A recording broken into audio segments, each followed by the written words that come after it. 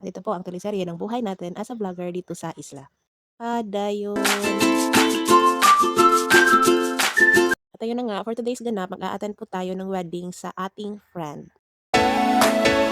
Wedding ng ating friend or sa ating friend. Basta, kasal sa atong amiga. So, amo ini siya ang ila kasal. So, kaniya ko ang friend.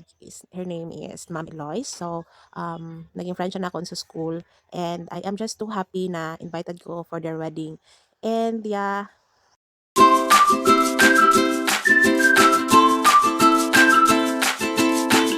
and based sa iyang story, maka-proud lang jud na makatestify siya nga really, love comes no time. Like love comes in an unexpected way.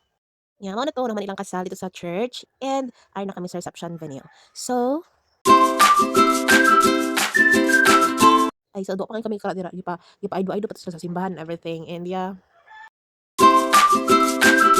Yeah, dire dayon kami sa ilahang venue nga which is very nice jud ang ilahang reception. Ilahang design na ilahang theme kay Dusty Blue Man. So kani diri nga time kay namaso ng ihang mga ninang sa ilahang welcome and most of her ninang either ninang jud kay mga from her DepEd family and everything mga teachers and yeah.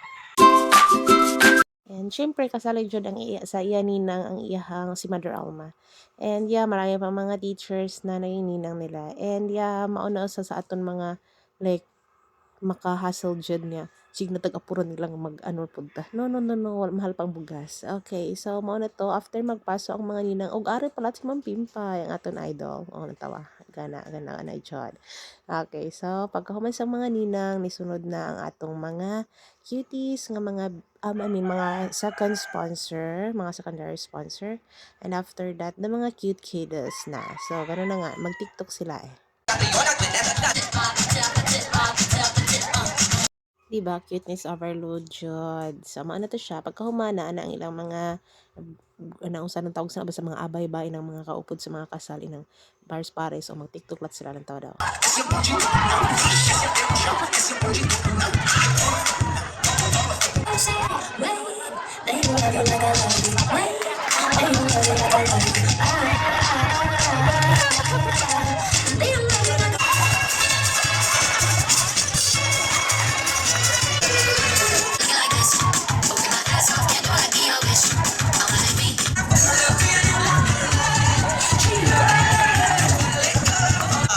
And syempre, gusto na dayon nila ang ilahang mga parents. So, parents ni bride and parents ni groom.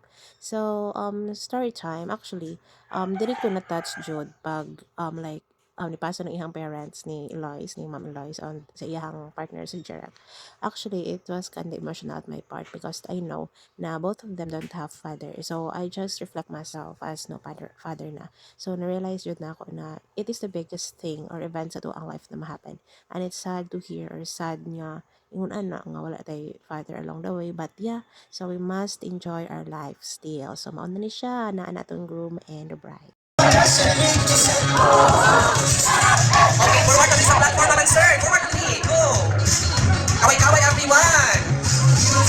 Suits for the bride spot, please. For the circle, go. Okay, na makapasok, yes, go. Hindi matuon. Yeah, circle lang. Ang makaya o ambak. O ambak. In 3, 10, go. Sir.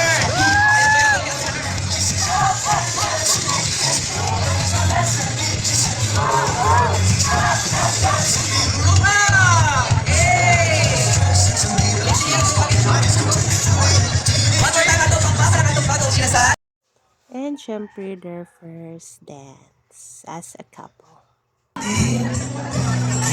Di ba na tumaklaro na ito? Dito na pagkapit no? Palagi